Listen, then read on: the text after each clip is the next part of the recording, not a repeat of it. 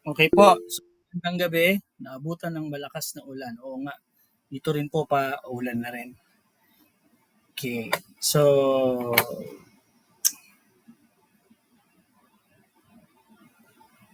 magandang gabi po sa ating lahat. Okay. So, diretso na po tayo ha. Ang atin pong lesson for tonight is about forensic interviewing. No?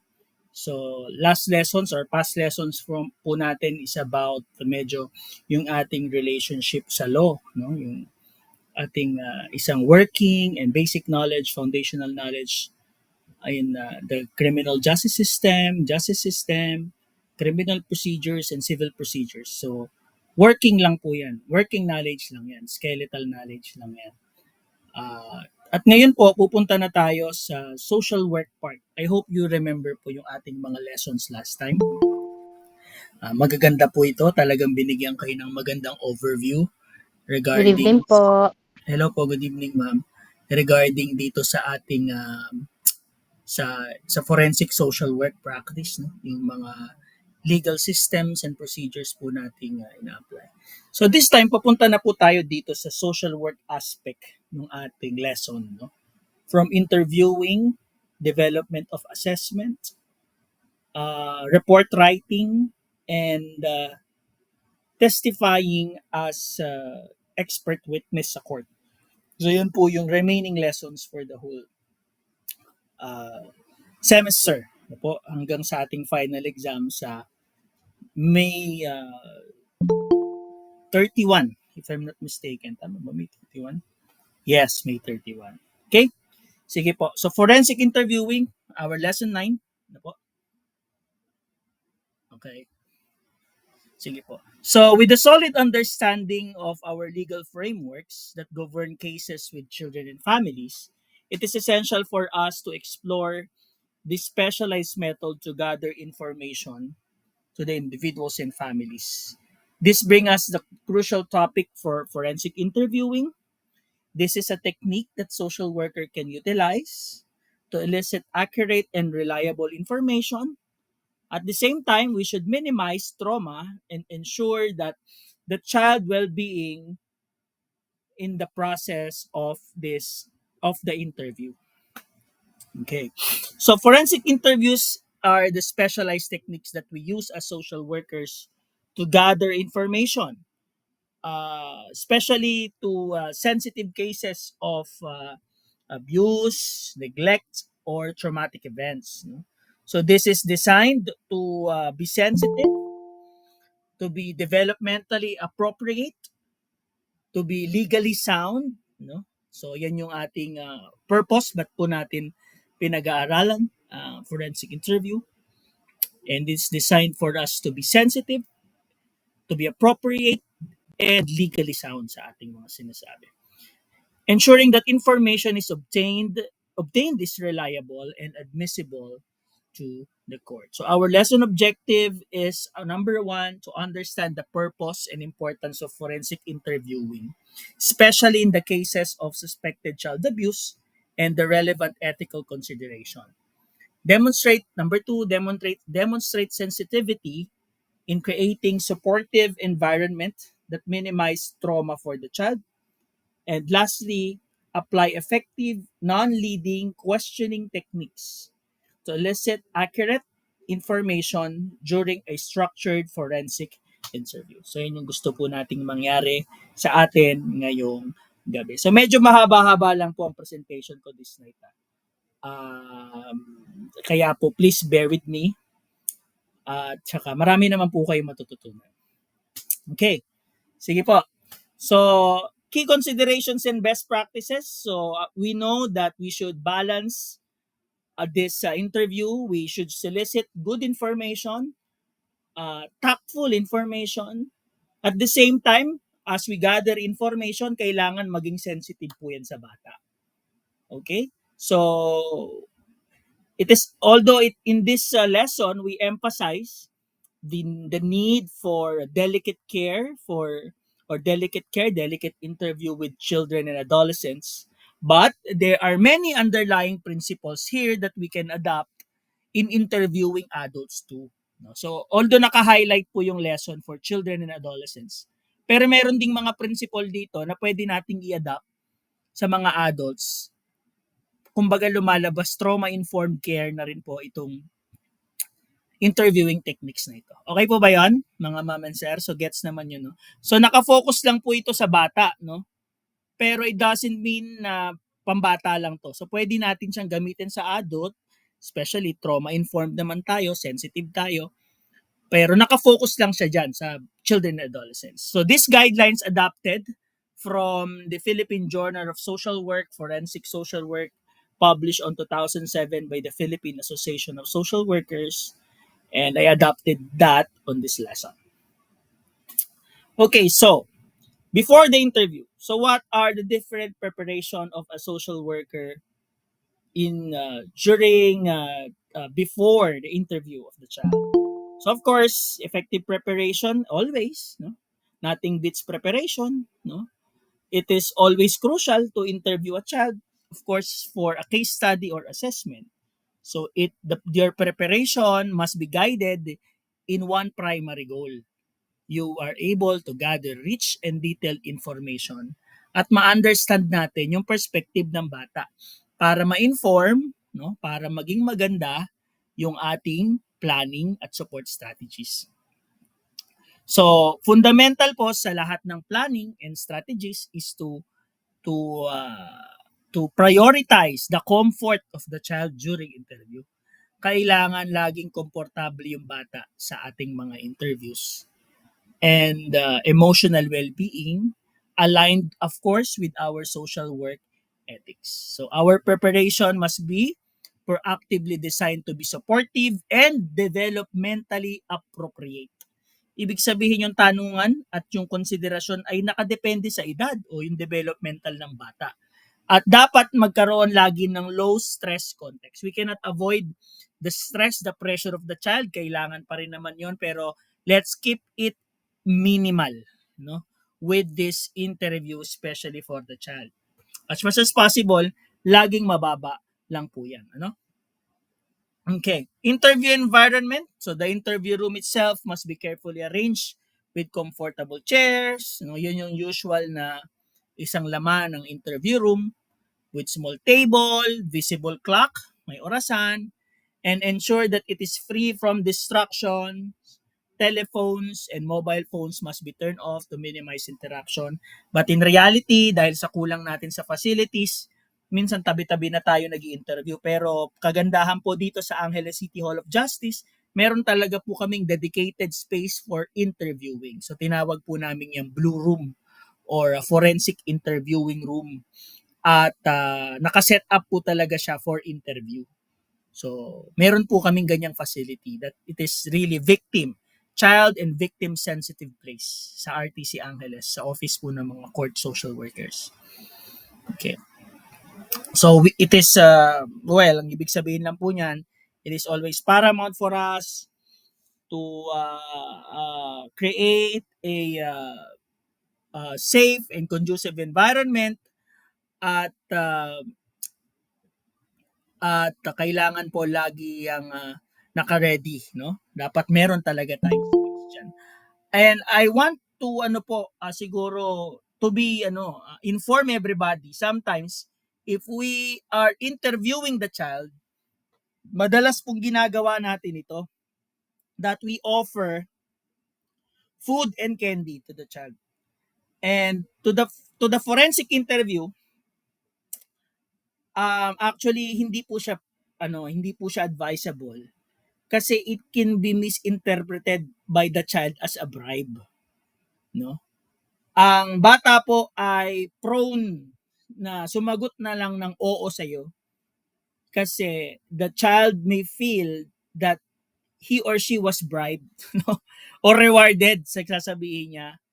At yung mamaya po ma-explore pa nating mabuting ibig ko sabihin na kailangan na nating iwasan during our social work interview to offer food and candy, especially to children. Kasi pwede po nilang ma-interpret yan as reward or bribe. No? At ang feeling nila, ang lahat po ng sasagot ng yes ay positive. At maganda yung tama pag sumagot sila ng yes at pag nag-no sila, mali yun.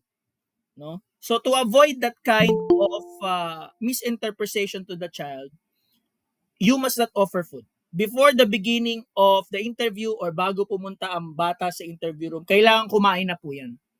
Nakakasunod po tayo, no? Ibi-break lang natin this time and this lesson yung nakagawian natin pag magkausap ng bata, papakainin natin o offeran natin ng food. Hindi po pwede yan sa forensic interview kasi pwede pong makaapekto yan sa kukunin nating information sa kanila. That is the primary goal of the forensic interview. We'll be able to gather rich information, data on the perspective of the child. And giving food before the start of interview could be misinterpreted by the child as reward and bribe. At sa bata po, again, ang yes po sa kanya ay positive. Ibig sabihin, maganda pag sumagot siya ng yes. At pag nag-no siya, negative yun. So baka ang sagot na lang ng bata sa'yo, laging yes na lang. No? At ayaw natin yon, maimpluwensyahan yung kanyang sinasabi. Kaya po hanggat maaari, iwasan natin yung any external influence. Nakakasunod po kayo sa gusto kong sabihin. Na-prove ko po ba yung aking point? No? Hindi na po okay yung ganun mag-o-offer tayo ng food kung kayo po ay nasa magiging mga forensic social worker. Dapat po before pa lang ng start, sasabihin na natin sa magulang, pakainin na natin yan. No?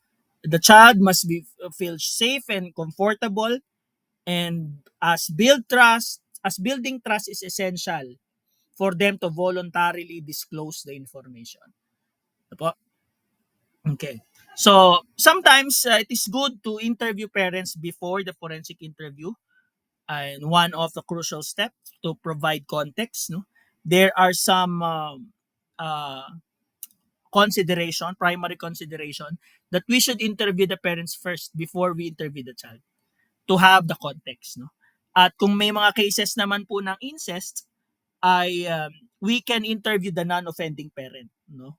Before the interview of the child, para magiging careful na tayo o meron na tayong context doon sa ating mga sasabihin, no? So this process can manage the parental anxiety kasi baka matakot yung nanay, no? Nag-anxiety yung nanay sa mga itatanong, nag-anxiety yung nanay sa maging epekto ng anak niya. So kung bata po, usually in-interview ang parents beforehand, no? Para po mabawasan po yung parental anxiety na yan. At ma-secure natin yung support nila to prepare the child for interview. No? So some children may require explicit parental information to discuss events and making preliminary interviews a necessary step, ensuring that the child feel authorized and comfortable to disclose information. So kailangan po minsan nating sabihin muna sa parent kasi may mga bata na humihingi muna sila ng permission, feeling nila kailangan ng permission ng parent nila bago sila magsabi. So kinakausap mo natin yung bata, asking muna tayo ng permission, no? Para po yung bata maging komportable siya sa disclosure sa atin. Nakakasunod po tayo mga ma'am and sir. So yan po usually yung process, no, ng isang forensic interview. Okay, so ang ating pong forensic interviewing according to the Forensic Social Work Journal in 2007 published by PASI. Ang forensic interviewing po ng bata or adolescent, meron pong 4 na partiyan, no? Yan po yung tinatawag na rapport building, number 1. Number 2 is developmental assessment. Number 3 is eliciting the information that we need. And closure. So, yan lang po yung mga dapat nating tandaan. And as we initiate the forensic interview, this is a structured manner.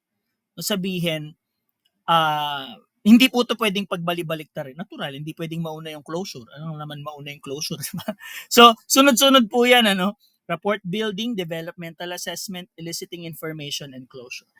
So we need to conduct this in a structured manner to ensure that the process, the conducting interviews is sensitive, developmentally appropriate, and legally sound. So each part has different goals to achieve, and the protocols and each part has specific goals and protocols that we need to follow.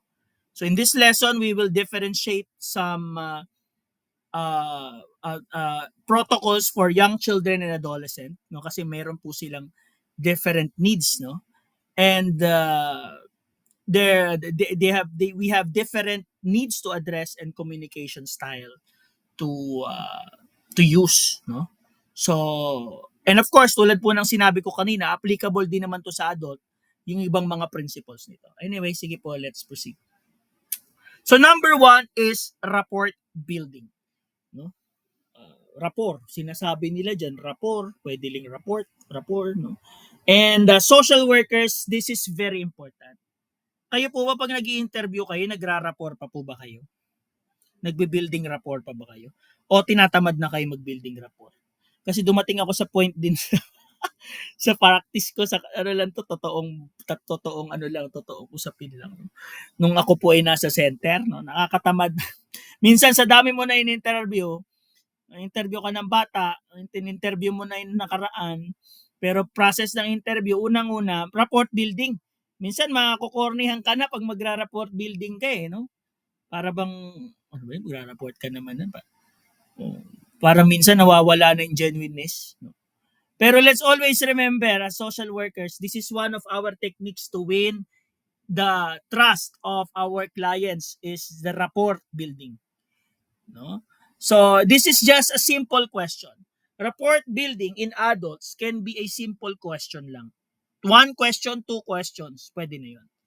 No? Pag adult po yan, like, oh ma'am, kamusta yung biyahe mo dito? Oo, ang layo ng pinanggalingan mo kamusta biyahe ma-traffic? So that's okay na pwede na yon kasi minsan tayo rin minsan demanding din tayo minsan sa sarili natin eh. No, pero alam niyo po, yung report building, one sentence, one question, pwede na po yun as part of the report building in adults. Nakakasunod po kayo. At wag po natin kakalimutan natin yung mga mom and sir. Kahit minsan wala kayo sa mood at feeling nyo tong kliyenteng ito, pasaway na ito, at nabubwisit na rin kayo sa kanya at naiinis na kayo sa kanya, at ilang beses nyo naman na siyang binalikan. Always begin in rapport building. Kahit anong klase yan. Naku ma'am, umulan kanina, no? Nasaan ka ba nung umulan? Nasa bahay lang. Nasa bahay lang ako, sir. Okay naman po kayo dito. Di naman ba na, di naman ba kayo binaha? Ano ba? O ganun. Nakauwi na ba yung anak niyo bago umulan? Rapport building lagi. You will start where the client is. Yan po yung rapport building. Kahit po saan nyo apply yan, kausap nyo sa trabaho, kausap nyo sa kaibigan nyo, maganda ang rapport building before kang pumunta sa mission mo talaga. Hindi ito pambobola, hindi ito pang ano, pero just letting off the steam and relax a bit, no? Mi-mute lang kita, Ma'am Rihanna, na-on mo yata yung mic. Okay. So it is always required for us, especially children, to children and adolescents, to invest time and effort for the rapport building to earn the trust. No? So this process is typically begins with a neutral question. No? And sometimes we incorporate the developmental screening. Later, we will discuss the developmental assessment or screening. And the assessment considerations, especially children under 7 years old and some potential mental challenges. No? If the child is fit for interview, no, meron po tayong mga ganon. Okay, so rapport building. Huwag po natin kakalimutan yan kahit anong mangyari ay matanda, bata, meron po talaga tayong rapport building. Kayo po ay huwag niyo pong kakalimutan. Kahit very short, 1 minute, kamustahin niyo lang. Ma'am, saan ka pa ba galing? Galing pa po ako ng Mexico eh. Pero alam mo naman mga kliyente, may mga paawa effect yan. Pag tinanong mo, akala mo naman magpapaawa effect. Ano na yun? Given na yun, di ba? Alam mo na yun, di ba? Di ba po, alam nyo na po yan, lalo na po sa mga nasa DS at mga ML natin, mga Mobile Legends natin. Alam nyo naman na po yan na may ganun, na may mga ganyang mga power effect. Pero kailangan natin gawin because it is required for us to have the rapport building. So, given na yun, alam mo na yung sasabihin niya na yan. Hindi ka na madadala doon, di ba? Di ba, Sir Serge, no? Pero kailangan mo tanungin, pero hindi ka na makikarry the way, di ba? Pwede pa din naman mag-empathize, pero hindi naman sympathize at makarry the way. Pwede na mag-empathize objectively. Okay. So this is a gentle and reassuring approach for us. It's crucial. Number one, how to begin the interview with the children is to emphasize, to introduce yourself and your role. And number 2, that the child is not always in trouble. Pag ang bata may kumausap na ibang tao at feeling dinala sa DSWD, feeling niya lagi may problema, no? So kailangan na nating i-break muna yung barrier na yun na mayroong problema or may problema siya, no? Specifically, may problema yung bata at siya yung sentro ng problema. Kasi meron pong according to child development, may egocentric thinking yung bata. Mamaya pa naman po yan, pero sige, nabanggit ko na rin naman. Na feeling nila sila yung cause and effect of everything. Kasunod po kayo? Kahit sa ating matatanda, wala naman tayong ibang pakay, pero minsan yung feeling ng bata, siya yung dahilan at sa kanya nakasentro ang lahat. Kaya po, to begin interview with children, you must introduce yourself, emphasize your role, and emphasize that the child is not in trouble. Yan. Laging ganun, no? And then if you were going to use recording equipment, i-explain mo yung gagamitin mo in simplest term. And then briefly address the confidentiality, then tailor the explanation in the child understanding. Reassure them that they will be able to talk with their parents after the interview. Okay? And then of course, you must frame that interview as a collaborative effort that you need to understand, you need their help to understand what happened. So halimbawa, yan. Sino pong pwede magbasa ng halimbawa natin? Pwede, sino ba yung mga able to read and write ngayong araw? Kasi minsan not able to read and write Kasi bumabiyahe, o nagluluto, natutulog. Sino bang able to read dyan? Mga mama and sir. Kung able to read kayo, raise your right hand. Pakibasa dyan. Kunwari, ikaw yung interviewer. Pwede ba ako magtawag, ma'am? Kasi baka matawag ko, hindi ready Ano na lang kayo, volunteer na lang, sino po pwede. Basahin lang yan, no? Si ano muna. Diretso tayo kay Tagalog. Sir McLean, kunwari, ikaw ay magsisimula ng interview. Hindi ikaw si Ate Katrina, baka ikaw si Sir McLean. So paano mo gagawin yan? Yan, meron na tayong guide dyan, pero pwede mong dagdagan. Basta dapat ay, yan po yung mga guidelines na binanggit natin kanina. Sir McLean, pwede ba? Sige po, sir. Tatry ko po. Halimbawa, kunwari ang bata, si Sir Serge. Sige Sir po. Serge, ikaw kunwari yan, ang child, Oo. Sige, sir. Sige po. Good afternoon, Serge. Ako si Kuya Mac. Ako ay isang social worker. Ako ay nakikipag-usap sa mga bata. Marami na akong ibang bata na kausap. Kahit anong sabihin mo, hindi ako magagalit or magugulat. Nandito tayo ngayon para pag-usapan yung totoong nangyayari. Meron pa ba pwedeng dagdag, sir? Pwede mo sabihin na paano mo sasabihin nyo not in trouble? O paano ba yan?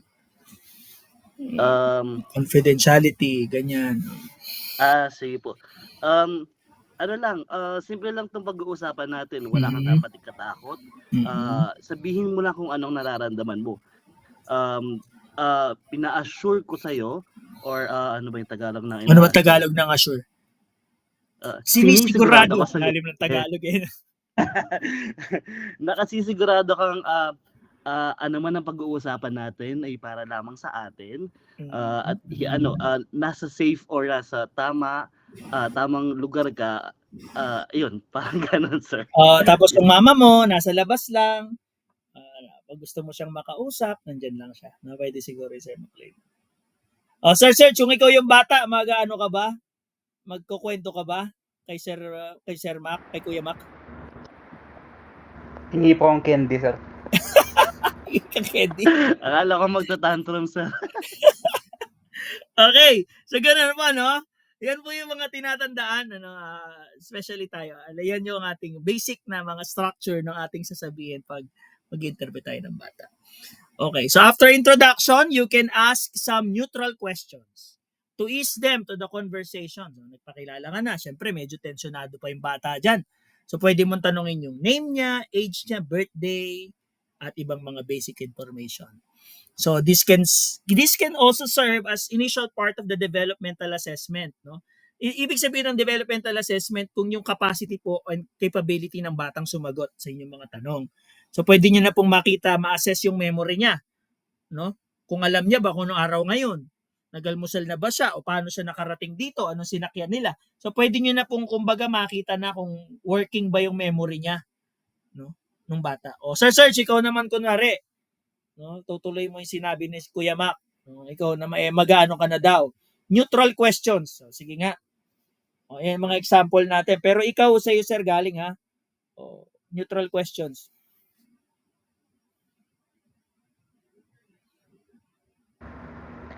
Ano po, Kunwari, bata gusto kong kausap niya. malaman, paano po ba? Neutral questions ka na kasi nag-introduce na, no? So, neutral questions ka na ng mga to ease them to the conversation. Pwede mo bang sabihin, pwede mo bang, pwede ka pa magsabi ng bagay tungkol sa'yo? Parang ganun po. Open-ended, ano? So, pwede mo naman na diretsong tanongin yan. Ano pangalan mo? Yan. Sige, sir. Sige po. Anong pangalan mo? Yan. Ano pa? Ilang taon ka na? O kunwari, Sir McLean, ikaw daw sasagot. Sir, para may kausap siya. Sige ikaw po, bata, sige sir. po. O, game. Anong pangalan mo? Bandok, kuya. Random? Gusto mo Candy? Bandok, Joke kuya. lang. Ilang taon ka na? 13 po. Sir, bakit ganyan sumagot yung 13, sir? Naman medyo... O, sige, tuloy. Natatandaan mo pa yung... hindi, kailan ang birthday mo? Birthday. June 23, 1991. Oh, Hindi pa okay. 1991. O, yung iba pa, sir, in pang neutral questions pa. Ano pang neutral questions na isip mo? Yan, kunwari, bumiyahe sila, pumunta sila sa'yo. Paano mo tatanong?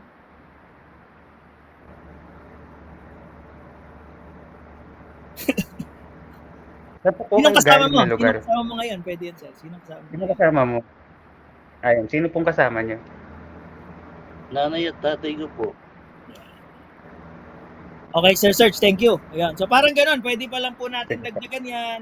Paano ka nakarating dito? Ano sinakyan nyo? Nag-tricycle kayo, nag-jeep kayo. Oh. Tapos, ayan, nagalmusal na ba kayo? Ayan, ganun. So, yan po yung after the introduction. Meron po tayong neutral questions. Next is offering choices. If you see that the child is really hesitant to discuss pa, laging hindi pa sila talaga ready to discuss, you can offer them choices. No, pwede niyo po natin silang bigyan ng mga laro, no? Halimbawa, gusto mo ba maglaro muna, ano? O gusto mo bang pag-usapan na muna natin? Para this is giving the child a sense of control of the situation, no? Binibigyan natin sila ng liberty to choose para hindi po nila nararamdaman na they are squeezed and they are forced to disclose. Nakakasunod po tayo. Remember, we are not the law enforcement at this side, but we offering them choices just to have them understand that they have the sense of control in these times. No? Gusto mo maglaro muna tayo o magkulay ka muna o gusto mo ba pag-usapan na natin? If the child choose to play, you will set time limits. O sige, maglaro ka muna, mag-color ka muna ng 5 minutes ha.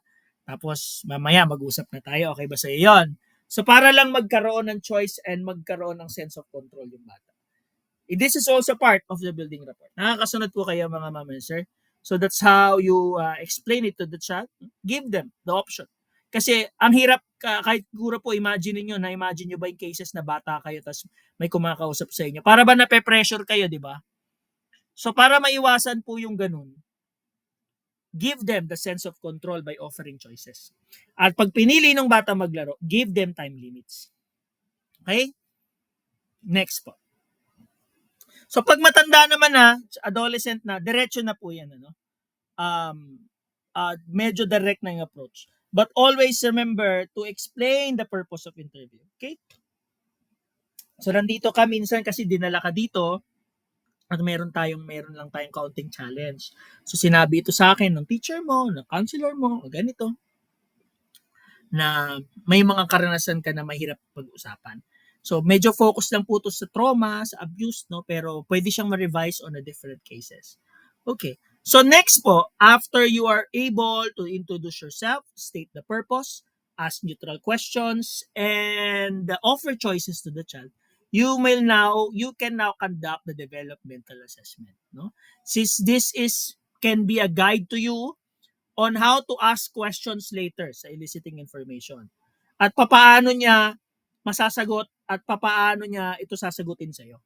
No? So kaya kailangan po we have the knowledge of child development at this stage. Okay? Sige po. So number 1 is for example, no, paano po 'yan? Children under 9 may struggle to provide exact dates. So hindi niya masyado matandaan kung anong date. So isa po sa halimbawa po diyan na pwede nating gamitin is to the use of alternative question to establish the time frame. No, lalo na yung mga bata under 9. Anong pinapanood mo noon nung nangyari 'yon? Anong palabas sa TV? 24 oras ba 'yon? Showtime ba 'yon? Ano ba mga palabas, no? Alam mo yung Pasko. Tapos na ba yung Pasko noon o magpapasko pa lang? Yan. Or may school ba noon? So pag may school noon, alam mo kung mga ilang buwan, anong buwan nangyari. No? So doon natin maintindihan at mag-guide sa atin kung ano yung developmental stage ng bata at anong language na maiintindihan niya or communication style niya. And this is also an opportunity for us building rapport. Nakakasunod po tayo mga ma'am, sir? Okay. So, part of the developmental assessment after that, no? Number 1 is the identification task. So, pag medyo bata po yan, under 10, you dapat ready sa opisina mo na meron kang mga identification task. No? This is to assess the cognitive ability. So, halimbawa, nagko-color yung bata, no? The child you ask them to identify different colors. Sige nga, tingnan, ang galing mo naman magkulay. Anong color yung hawak mo ngayon? Red po. Diba? So, you have na nakakapacitate on, na-assess mo ngayon yung bata na, okay, so able to recognize ng color. Next is, after the color, the identification task of color, is the identification of numbers. Kahit mga ilan, no? Ilan yung hawak mo ngayon? 2, 3. So, kaya niya magbilang. So, next po is, pwede rin natin gumamit ng physical objects to use addition and subtraction skills. Alam niya magdagdag, alam niya magbawas. Tapos po susunod is, this is very important, to describe the placement of object. No? Importante po ito. Kasi mamaya tatanungin natin siya tungkol sa labas, sa loob, sa harap at sa likod, no? Or sa gilid. So, pwede tayong gumamit ng mga items para i-identify natin sa labas ba siya, tulad po ng ganyan. Nasaan yung owl? Nasa labas, nasa loob, nasa labas. So, alam natin yung concept ng prepositions. Alam nung bata yun. Ano? Okay po ba yun? Ako, pag nag-interview po ako, sa case study ko, at alam ko pong bata ang involved, no? Ninonote ko sa case study ko na before the interview, I conducted a simple developmental assessment. So, sabi ko, pinlace kong ganito para maintindihan ng court na meron muna akong kinandak na ganun at yung bata is able to identify. Next is the grasp of time and date. So, ano ngayon? Umaga ba ngayon? Hapon o gabi na? Umaga. So, pwede mo ba?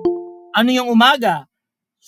Sun ba yan or moon? So, sun. So, alam niya yung umaga at alam niya yung gabi. So, this is a simple task, no? But yet effective to assess the cognitive abilities of the child.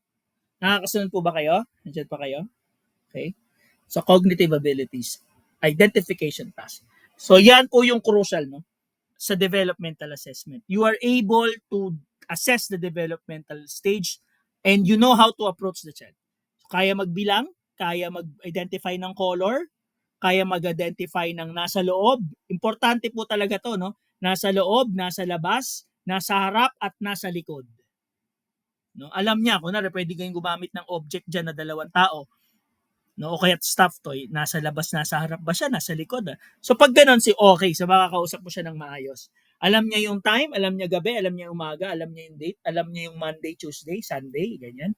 Okay. So after that is now the start of the eliciting the information.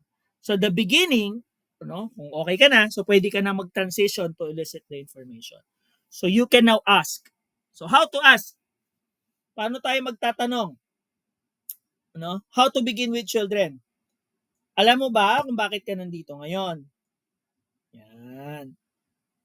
Di ba? Alam mo ba ang dahilan kung bakit ka nandito? Usually, iniiwasan natin yung salitang bakit. So, alam mo ba ang dahilan na nandito ka?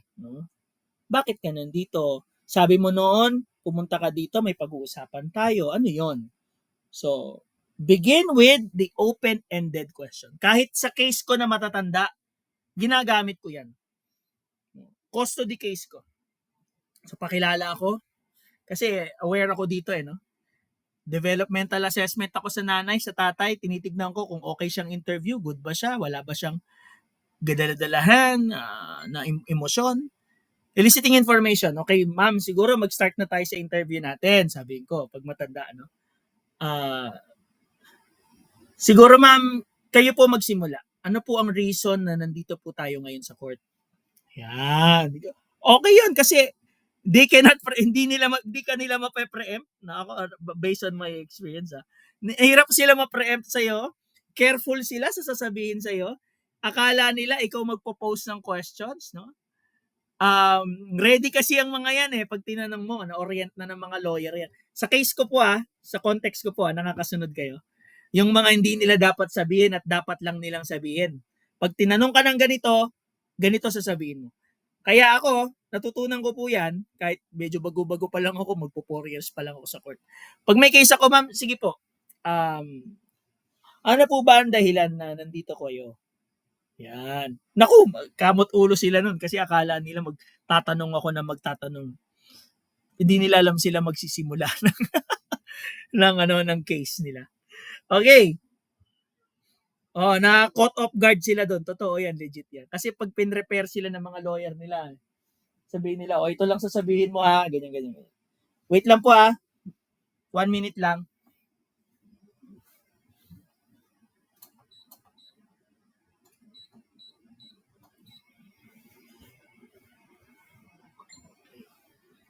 Okay, sige.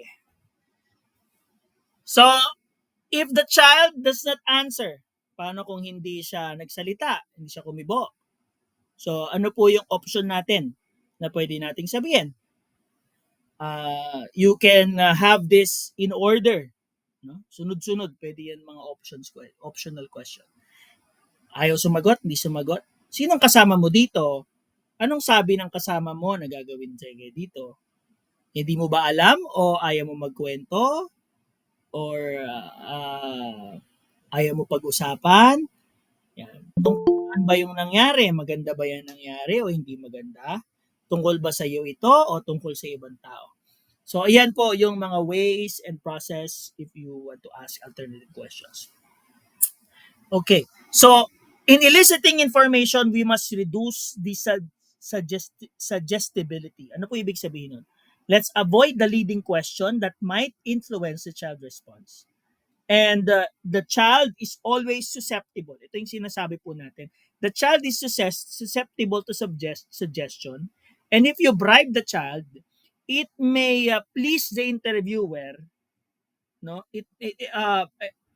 the child will try to please the interviewer by answering yes.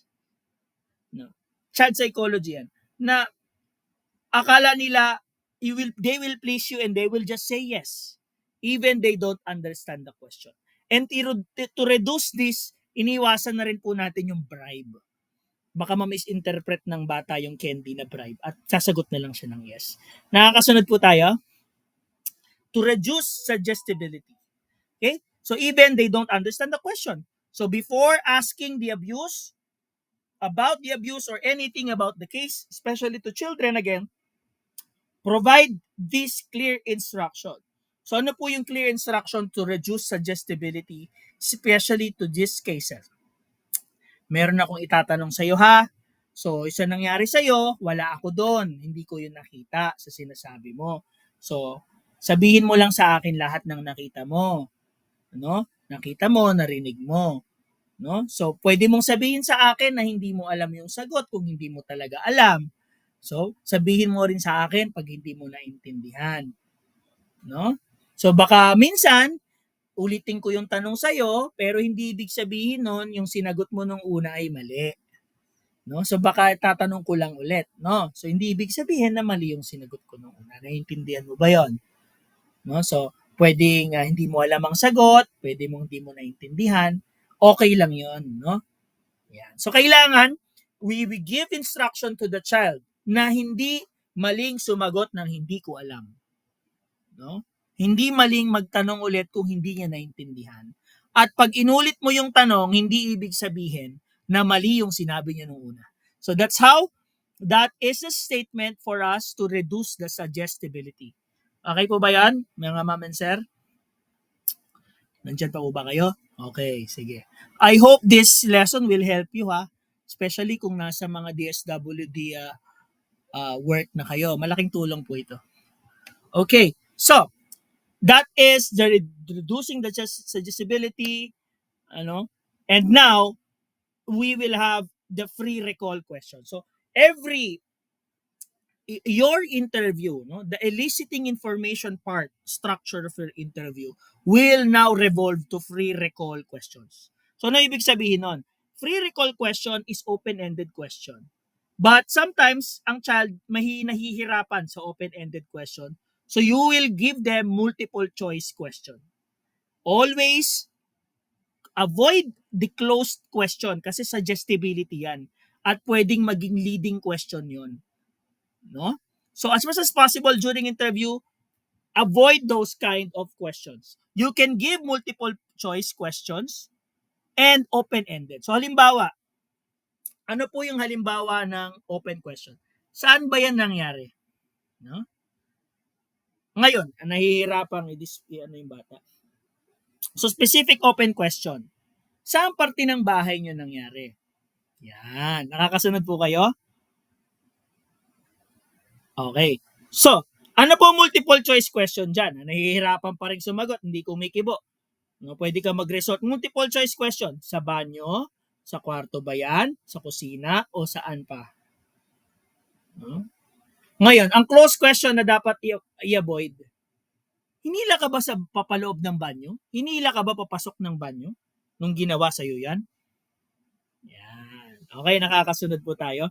So, that question, the what, when, where, why, and how question will revolve a free recall question.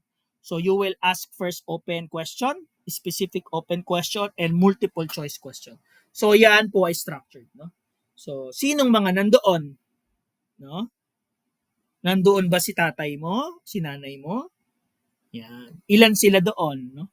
So, avoid closed question, the yes or no. Okay? So, that is free recall. Next is corroborative information. So, medyo mahaba lang ang paliwanag po dito. No? So, corroborative is maraming mga bagay na titignan mo. No? You will determine if other child is involved. You will broaden the scope of investigation. Titignan mo sino yung mga possible na tao na nakarinig, nakakita. Mga involved na person.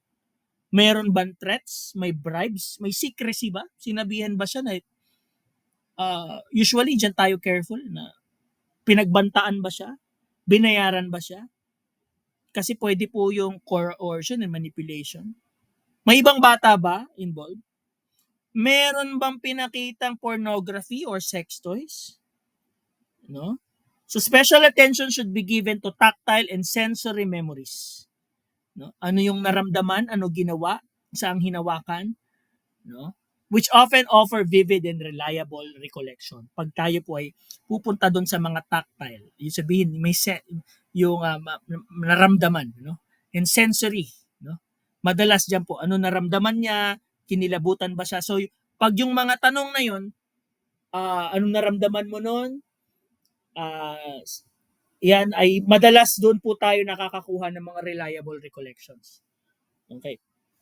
Any unusual details and events that deviate from typical experience should be carefully noted, no? As they can provide unique insights, no? We must document and establish the timeline, especially for abuse cases, anong oras, kailan, no? Pattern of behavior. Okay? Understanding the child feelings about the disclosure allow for assessment in emotional and impactful events. Finally, determining what the child wants to happen next. Yan ang next, no? So, ang dulo nito, after you will interview, elicit information, use the free recall, no? Avoid the yes or no question, be sensitive on the corroborative information, exposure to the pornography, sex toys, secrecy, threats, bribes, and other children involved. You were able to establish the timeline and the pattern of behavior to the child. You will ask is what the child wants to happen next. Anong gusto mo mangyari? No? Gusto ko po kasi na makulong po siya. Ayoko na pong hindi naman sasabihin ng batang nakulong pala lagi, no? Pag sinasabing nakulong, tinuruan yan. Gusto lang niya yan sasabihin ng bata, ayoko na pong maulit yon. Yan. So you can now provide, you can have the insight on their perspective and desires. And then after that, you will inform them to the action. So para hindi maulit yon, kailangan siya, madadala siya sa kulungan. Alam mo ba yung kulungan? Yan. Para hindi niya na ulitin yan. Okay ba sa'yo yon? So, tatanungin mo anong gusto mangyari ng bata. Kahit sa matanda, pwede rin tanungin yan. Anong gusto mo mangyari? No? Ayoko naman po sa CR, sa sala ko naman po gusto. De, joke lang. Pag matanda na yun So, joke po yun. And hindi kayo react. Okay. So, you can inform the actions and support services after, no, na pwede mong gawin. Pero ang idea galing sa bata. And then after that is, after that kind of information, you will now summarize, no, yung mga salient points nito. So, ulitin ko yung sinabi mo sa akin. Tama ba to? Ganito ba yan? Kung mali man, sabihin mo, kung mali ha, itatama ko ito ha. Tama ba to? Ito ang nangyari. Dito nangyari. Sa CR. Ngayon ayaw mo na sa CR. Gusto mo sa sala naman para maiba naman. Di ba? Joke lang. Okay. So, summarizing po, no? And then, syempre, during that activities, active listening. So, you know naman po yung mga guides natin for active listening, di ba? No, sa social work counseling, ano sabi ni Ma'am diyan? No, meron tayong tinatawag na SOLER. Alam niyo po yung SOLER? Ay. Bakit nagsusulat ako? SOLER. SOLER. Alam niyo po ibig sabihin ng SOLER? Para po ma-display natin yung active listening. Sino po nakakaalam ng SOLER? Bukod po sa magandang resort yan at may nangyaring case dyan yung isang congressman. Joke. SOLER pala yun, hindi pala SOLER. Okay, ano po yun? SOLER, sino po nakakaalam yan? May plus sa charot lang. Ano po yan, no? During interview, number 1, tama si Sir Serge, no? Sit. Parang aso lang. Sit. Sabihin mo sa kliyente mo pag interview ka. Sit. Joke lang. Ibig sabihin, ang interview mo dapat nakaupo. Walang interview na nangyayaring nakahiga. No? Kayo lang ang gumagawa nun. Kunwari lang yun. Ang nakahigang interview. Diba, Sir Rikin? Walang ganun. Walang nakaupo interview, hindi po yan nakahiga, hindi po yan nakatayo, hindi yan So tama si Ma'am, ano yung susunod, Ma'am? Ano yung O natin? Yan, medyo nag-upgrade ako ngayon, meron na akong tablet. Open. Yan, open. So dapat yung gesture po ay open. So ano po yung mga open gestures? No, hindi dapat nakaganyan, no? Yan, pag-i-interview ka. Ano pangalan mo? Tagasan ka ba? So, close gesture po yan. Dapat open. Yung kamay either nasa lap kunin nyo or nasa table minsan. Kasi minsan may mga bata na anxious kung nasan yung kamay. Baka akala nila may dudukutin ng panaksak. Ano? Pwede nyo mapakita yung kamay nyo na nasa table lang. Okay lang yan. Ha? Open. Ano po? Next is, ano po yung L? Wow, alam natin. Buti na lang, hindi ako nagsabi ng ano, ha? Hindi ako nagsabi ng ng plus. Lean, no? Hindi po yan yung pork na lean pork, ha? Lean, ibig sabihin, kayo po ay, ano ba Tagalog ng lean? Liad ba yun? Iba naman yata yung liad. Lean ay, tama ba? Kung ano ba yung lean for? Lean forward, no? Pag nag-interview po tayo, hilig. Hilig. Paano natin ma-display yung active listening is magli-lean forward tayo sa client. No? Lean forward ng konti. Kasi pag lean back, ang atin pong minamanifest, hindi tayo interested. So, lean forward po usually. Para ibig sabihin yan, active listening yan. Okay? Ano po yung E? Yan. Naku, may mga awkward mag-eye contact. Bibili nga ako ng tag nito, S Pen. Okay, eye contact, no? Alam niyo po, merong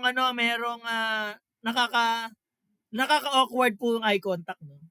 Pero hindi naman ibig sabihin yan, Sir Search, na makikipag-eye contact ka lang lagi. Habang nag-i-interview ka, nakaganyan ka sa kanya. Oh. Di ba? Iba namang klase yung ganun, di ba?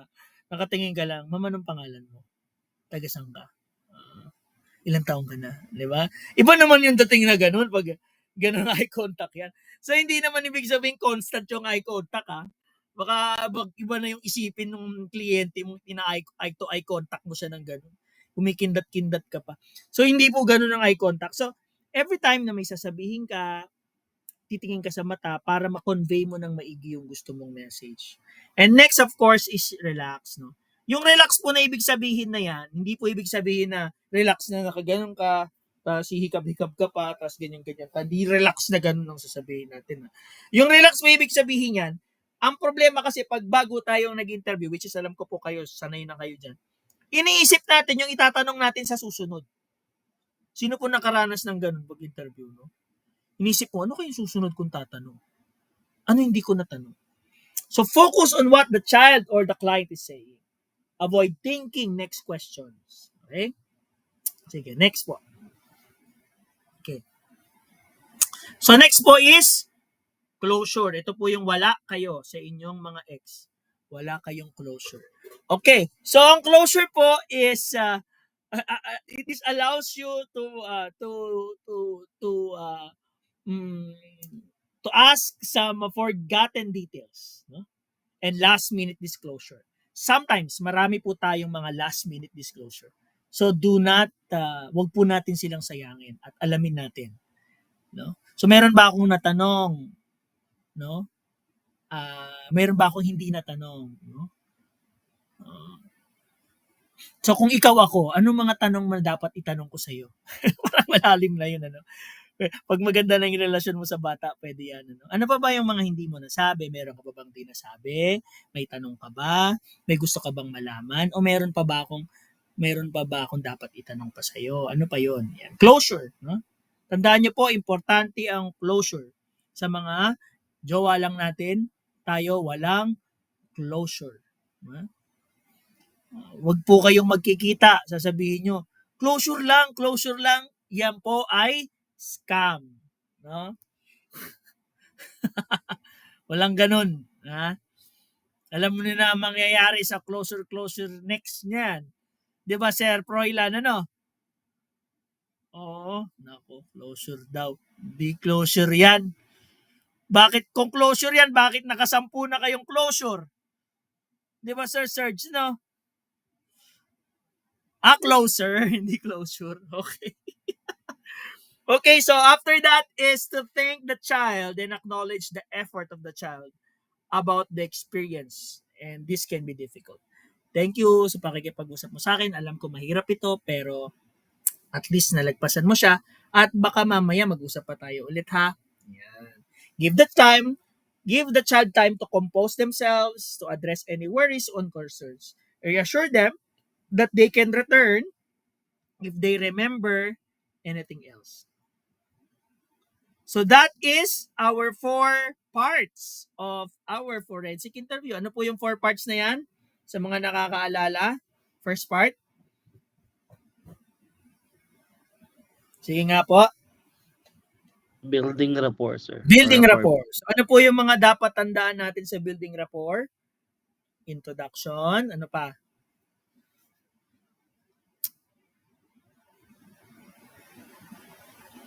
Salamat po sa katahimikan. Hindi po kasali yung silence ha sa building rapport ha.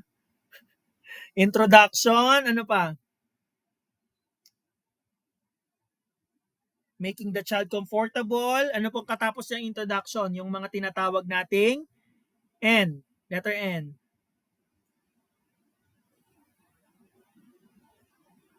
Salamat po talaga sa katahimikan. Ano? 46 po kayo pero ang tahimik. Parang narinig ko lang kuliglig. Neutral questions. No? Ask neutral questions first. Okay? As part of our tawag nito? Nawala ako. Building rapport. Gutom na to, gutom na. Okay. Susunod po ng building rapport, ano po yung next nating tatandaan? Ano po yung next structure or next step?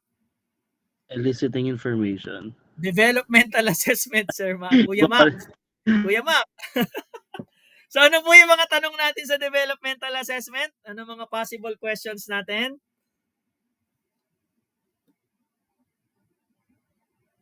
Sabi sa atin ng guidelines?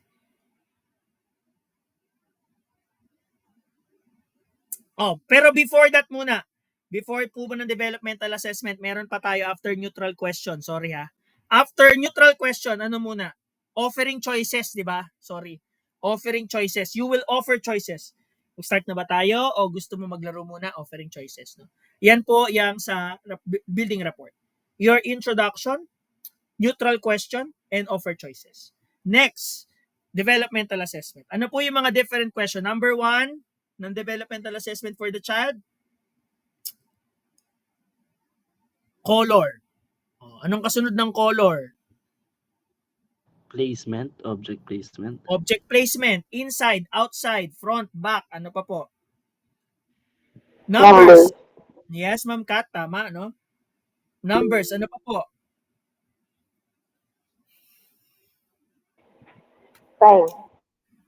Time, yan. Date, ano? AM, PM, umaga, hapon. Next po, eliciting, ano po yung susunod? Sorry, sinabi ko na. Ano yung pangatlong structure or pangatlong step natin in forensic interview? Eliciting information. Yan, eliciting information. Okay, so ano po yung first thing to remember natin to elicit information? Number 1?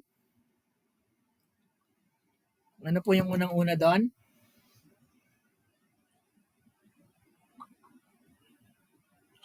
Eliciting information, reducing suggestibility. Ano po ibig sabihin nun, Ma'am Ruby Lee? Yung reducing suggestibility.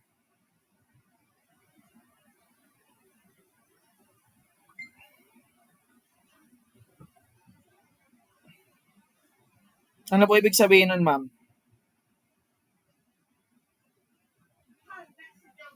Teka, hanapin ko lang ha. Identification task yung una dun sa developmental assessment. Reducing suggestibility, ibig sabihin, ika-clarify natin, ano po ika-clarify natin na suggestibility na pwedeng sumagot ng hindi ko alam, Ma'am Ruby Lee, by answering yes. Ibig mo siguro sabihin, Ma'am, na pwedeng sumagot ng hindi, na hindi mo alam. So, pwede mo sabihin sa akin kung di mo naintindihan ang tanong. Ayan po yung reducing suggestibility. Next po is, ano po yung isang guideline natin for the eliciting information? Free recall. So, ano po ibig sabihin ng free recall, Ma'am Marilu? Ito po yung you ask start open-ended questions po. Tatanong niyo po, process po yan, ano? where did it happen? Saan nangyari? Tapos kung hindi nahirapan Isang ka parte ng mag-proof, bahay ninyo ito nangyari. yes, ang parte. At pag hindi pa rin, saka tayo pupunta sa multiple choice. And next po Opo. is corroborative information. Ano pa po, no? And then summarizing, no? And then active listening. And nandito na tayo sa closure. No? So sa closure, yes, play therapy. Sa closure, lagi nating tatanungin, meron tayong mga last minute disclosures and give thanks to the client. Okay. So kompleto na po. Pwede na kayo mag-interview, no, ng bata, no? Pwede sabihin, alam ko naman po nakakapag-interview kayo, pero dagdag kaalaman niyo po ito na ganito pala siya. Okay po ba 'yon? Nandiyan pa po ba kayo? Mga ma'am and sir? Okay. So ito naman po is another guidelines for interviewing specifically for children. So hindi na po to about sa structure. Pwede po itong i-apply sa different structure and stages of the interview, of the forensic interview. This is just a guideline for us to be aware to in interviewing children. Ano po? This is again published in the Philippine Journal of Social Work, Forensic Social Work, 2007 by the Philippine Association of Social Workers. So number 1 is let's avoid the adult language. So ibig sabihin po niyan, wag natin silang tatanungin na rape ka ba? No? Anong pakiramdam ng na rape? Do not avoid the language, of course, rape language. No? Hinalay ka ba? Yan. Alam mo ba yung acts of lasciviousness? Yan. Di ba? Di ba? Feeling mo ba na haras ka? Yan. So avoid the adult language. So halimbawa po, example conversation na meron tayo, no? Ano nangyari? Ni-rape po ako. Paano? Anong ginawa sa'yo? Nakahiga ako at pumatong siya sa akin. Anong suot niya? T-shirts or shorts. Tinanggal ba niya? Hindi po. Nakahubad ka? Hindi po. Ano pa nangyari? Wala po. No? So, it cannot be translated as rape, but it can be acts of lasciviousness. No? So, let's remember that we should understand that it may differ, the interpretation of the child, and different from the significantly from the adult's definition. So, let's use the appropriate language for that. No? Later po, meron tayong madidiscuss natin yung appropriate language. So, clarify the preposition. Ano? So, 4 years old, no, around 4 years old may have the difficulty to understand what is on the top, front, and the back. So, pwede po nila magsama-sama yung feeling din. Ano? For example, a child may say doon nakabaon sa likod mo while pointing to the place in front of you. No? Okay. So, we should use proper nouns, not pronouns. So, we will avoid, when asking question, identify the person you're referring by name instead of using he, she, or siya. No? Nandyan ba siya? So, wag tayong gagamit. No? Iwasan natin gumamit ng mga pronoun. At pwedeng makonfuse ang bata. Kailan mo siya nakita doon sa bawat kung nasan man siya, no? Hahaba tayo ng mga multiple people at paggamit natin ng siya. So, example conversation po is ito. Nung pumunta kayo sa tindahan, si mommy at daddy ang kasama mo. Nagalit ba siya? So, hindi niya alam kung sinong galit, si mommy ba o si daddy. No, the answer is hindi po nagalit. Si mommy ang nagalit. So, this example does not understand who's siya. No, kailangan malinaw. Kung si mommy ba, no? Noong pumunta kayo sa tindahan, si mommy at si daddy ang kasama mo. Nagalit ba si mommy? No? Si daddy nagalit, no?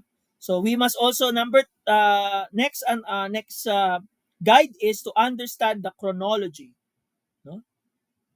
So young children cannot always arrange the story sequentially, no? Beginning, middle, and end. So they may not know how to start and what details is always important. So dapat po ay malinaw o nililinaw natin yung sequence niyan, no? Next is challenge to comparison. So baka po mahirapan sila sa pag-compare ng objects. Okay, so halimbawa po diyan, Incorrect way to ask. Matangkad ba siya kay Papa o mas maliit? Better way to ask. Malaki ba o maliit? Parang kayo lang din. Tanongin niyo ng diretso. Malaki ba yan o maliit ba yan? Yan, ganun. So anong itsura niya? Yan. Or anong itsura niya. So minsan pag kinabi po natin, compare natin kay Papa, sinong mas matangkad, si Papa o yung isa. No? So that is incorrect way to ask. No? Tanong na po natin kung malaki o maliit ba yan. Wag tayo nagko-compare. No? Comparison is bad. It is always the performance. Do not compare. Ha? Okay. So picture recognition difficulties. Children under 10 years old may have difficulty recognizing people they do not know in photographs. They find it easier to identify someone in person. So baka mahirapan sila sa picture. Pag nakita nila ng personal, doon nila ma-identify. Next. Egocentric. Okay, take 2. Egocentric thinking. Yan. So children younger than 7 years old have the egocentric view in the world. So ano ibig sabihin po niyan? They might believe or they may believe that they are the cause and effects of the events and that others know their thoughts and actions. So as much as possible, pag ganito po kababa, let's avoid asking why. No, kasi feeling nila sila lagi ang dahilan bakit nag-aaway yung mga magulang nila, bakit sila may problema ngayon. Kaya po dapat pag ganito, let's be careful to ask that, no? Incorrect way to ask, bakit kaya siya nagalit sa iyo? Yan. So, pag ganyan po, mahihirapan sumagot ang bata because his view in egocentric world. Better way to ask is anong sinabi niya sa iyo? Papaano niya sinabi? Anong itsura niya nung sinabi niya yon? So, para po ma-elicit natin yung proper information, ano? Kasi po, yung balitang bakit ang iniisip lagi ng bata dyan, siya yung dahilan ng bakit nandito sila.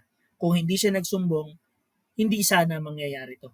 So para ma-reduce natin yung ganun, wag po natin silang tatanungin especially ng feelings, no? Kung anong dahilan na nagalit. Anong sinabi? Paano sinabi? Anong itsura? So malalaman natin. Malalaman natin yung dahilan. Yan yung mahirap sa bata, no? At ang mga hindi aware yung mga kapulisan, hindi aware yung mga ibang tao pag nagtanong, kaya po nagkakatrauma yung bata, no? Kasi po dahil sa egocentric thinking ng bata, no?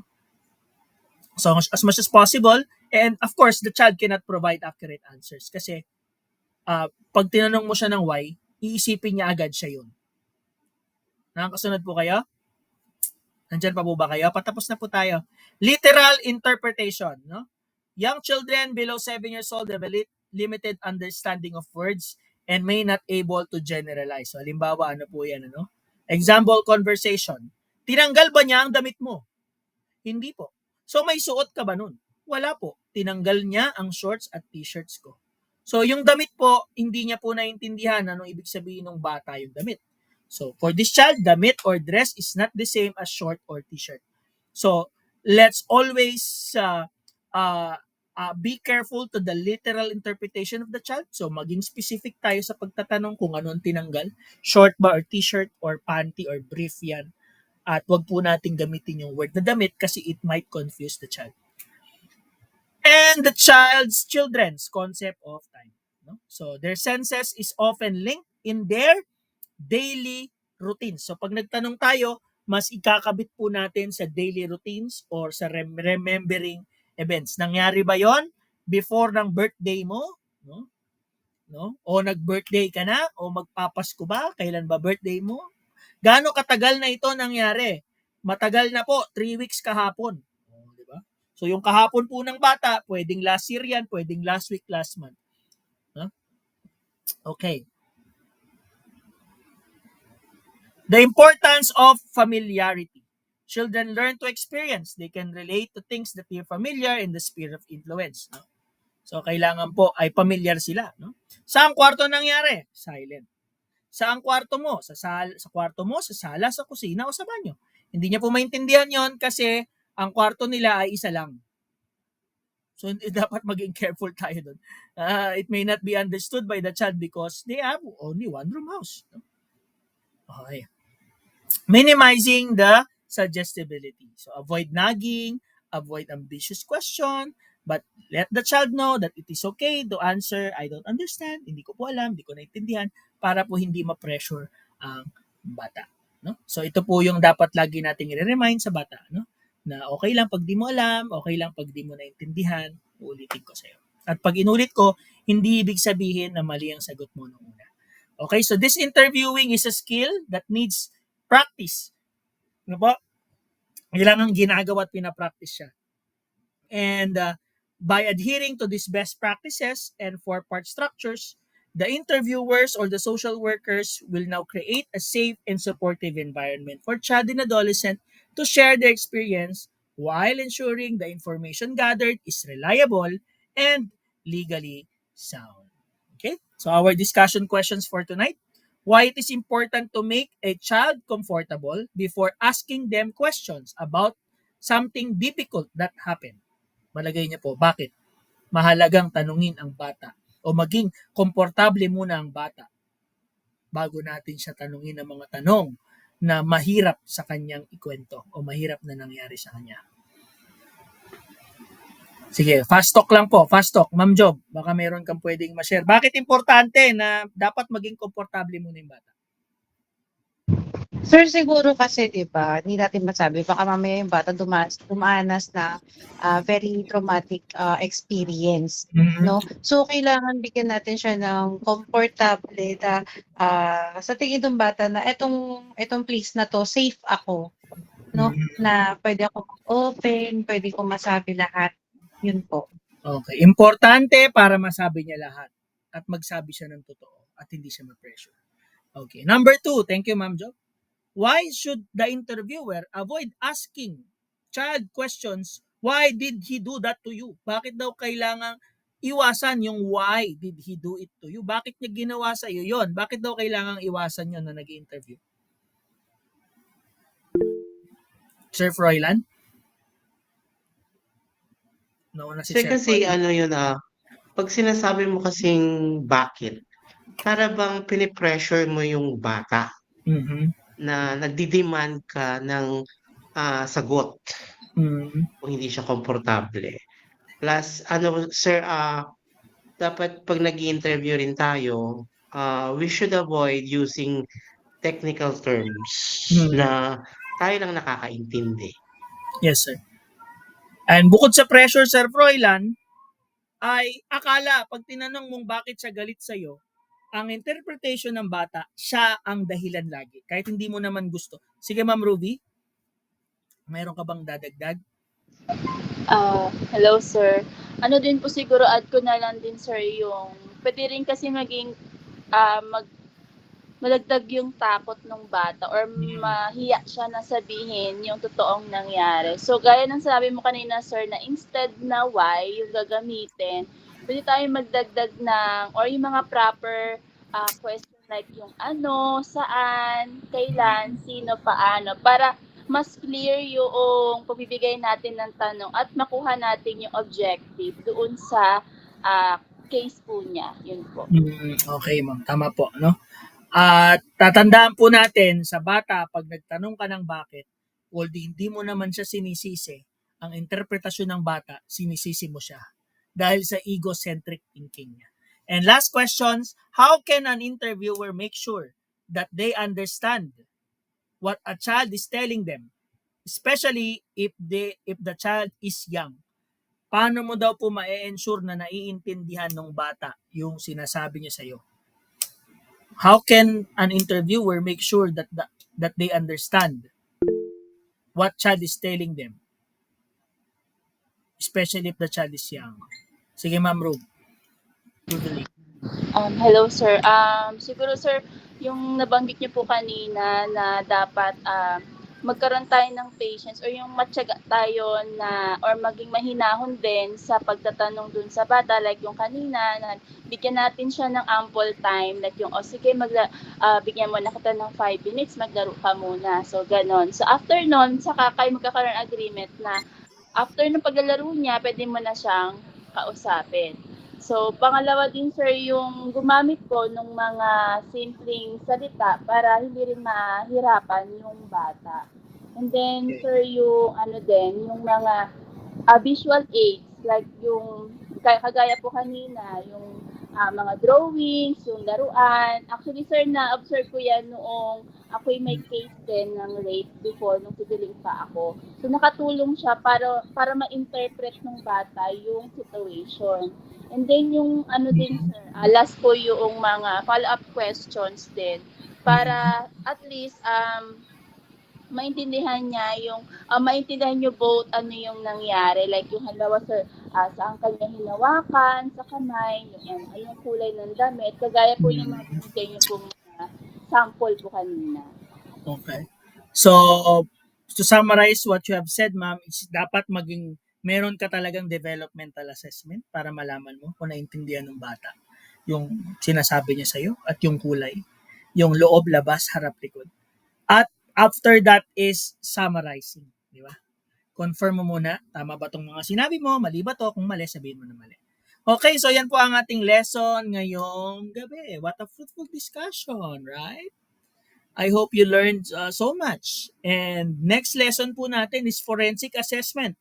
You will really learn so much pa po next meeting. And I really love to share. Ito po siguro na yung aking, marami pa ako sanang gustong sabihin dyan, mga technique sa pag-interview. No? Yung mga kagulat-gulat na pagtatanong, lalo na pag matatanda. May mga pagulat na tanong. Pero syempre wala na po tayong sapat na oras. Sa susunod na lang po yan. Ano? Pag kayo ay nagmasteral pa. Okay, so ito po ang ating forensic interviewing. Next meeting po ay forensic assessment.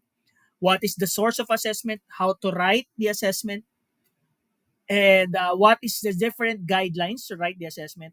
Assessment statement is a different part. So we will try to have a workshop on how to write the assessment, no? And identify the different parts of assessment statement. Okay, so yun na po. So maraming salamat. Meron ba kayong tanong? Ano po yung hindi nyo naintindihan? Kung meron akong sinabi na hindi ko natanong, pwede nyo sabihin. At meron akong na-discuss na dapat ma-discuss, ano po yon? Kung kayo yung nagtuturo, ano ba yung dapat nyong i-discuss? Okay. So closure na tayo. Importante may closure tayo. Okay. So tayo po ay magkaroon muna